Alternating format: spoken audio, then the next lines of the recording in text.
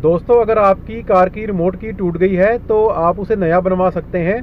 तो मेरी Swift Dzire की भी जो रिमोट की थी तो वो टूट गई थी, तो मैंने उसे नया बनवाया है। तो जो नई रिमोट की होती है तो उसमें जो ये बाहर वाला जो केस होता है तो वो सारा नया डल जाता है।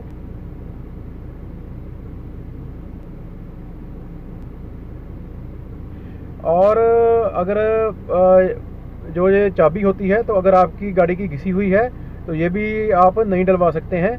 तो मेरी जो चाबी थी तो वो ठीक थी, तो वो मैंने जो पुरानी वाली ही डलवा ली थी। और इसी के साथ ये जो पैड होता है लॉक अनलॉक वाले बटन का, ये रबड़ पैड होता है, तो ये भी नया डला है। और इसी के साथ ये जो सर्किट बोर्ड होता है तो ये पुरानी वाली रिमोट की से निकाल के नए वाली जो रिमोट की होती है तो उसमें डाल दिया जाता है। और इसी के साथ आपकी कार की जो रिमोट की होती है तो उसमें से सबसे ज़्यादा जो इम्पोर्टेंट चीज़ ये होती है, ट्रांसपॉन्डर चिप होती है ये। तो ये भी जो पुरानी रिमोट की है तो उसमें से निकाल के नई जो रिमोट की है तो उसमें इसे डाल दिया जाता है। तो ये जो ट्रांसपॉन्डर चिप होती है तो ये रिमोट की के ये वाली जो स्पेस बनी होती है रिमोट की में, तो यहाँ पे ये वाली जो चिप होती है तो इसे डाला जाता है। दोस्तों, यहाँ पर मैं आपको एक बार फिर डिटेल में बता देता हूँ। जैसे आपकी कार की जो रिमोट की है तो उसका ये वाला जो केस है बाहर वाला तो ये टूटा हुआ है, तो ये तो चेंज हो ही जाता है।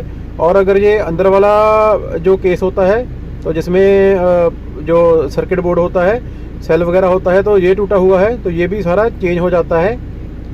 तो जैसे मेरी कार का ये भी टूटा हुआ था तो मैंने ये भी चेंज करवा लिया था। और अगर आपकी कार की रिमोट की का ये जो अंदर वाला केस है ये ठीक है तो आप उसे ही जो नई रिमोट की है तो उसमें डलवा सकते हैं। तो दोस्तों, ये वाली रिमोट की मैंने नहीं बनवाई है।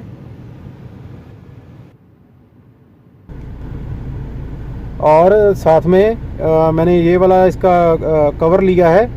और अगर इसके खर्चे की बात करें तो रिमोट की पर मेरा 300 रुपये खर्चा आया है। और इसमें मैंने 120 रुपये की पैनासोनिक की बैटरी डलवाई है।